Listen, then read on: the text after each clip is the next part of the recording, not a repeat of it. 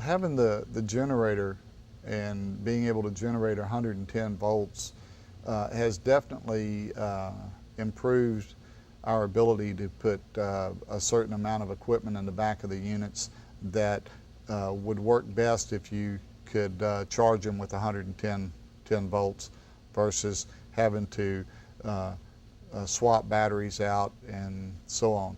Obviously, having the 110 volt air conditioning system is just second to none. But I guess the big thing with that generator, though, is that we can take our truck and again, about the only problems we ever have are problems that are chassis related, not ambulance module related. But when we do have a chassis related problem, like with an engine or a charging system on a chassis or anything on a chassis, which again is very seldom, we can take that to a dealer, and a dealer sees that as any other vehicle because there's not all the modifications under the hood that you have to do without the generator. And so that makes chassis servicing much better. But as far as operating equipment, the generator does afford you the opportunity to plug whatever you need to inside.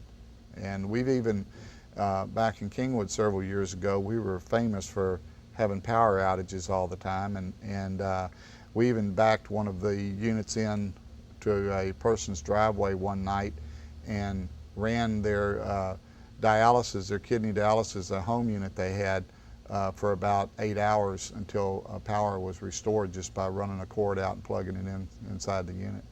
So a lot of good things. Well, air conditioning, again, is second to none.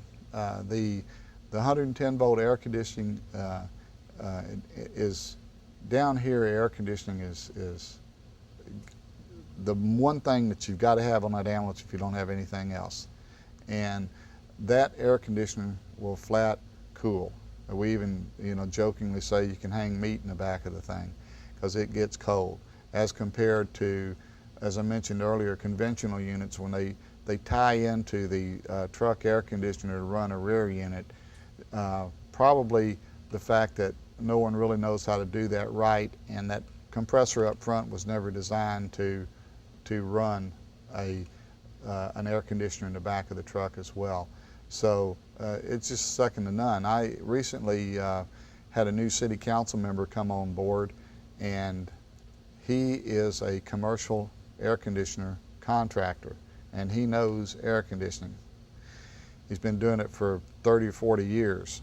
And when we were giving him his orientation, and we had a unit plugged in probably for about 30 minutes, had it plugged in the shoreline, and he opened the back door of that ambulance and got the whiff of air that come out of there, and he could not believe it.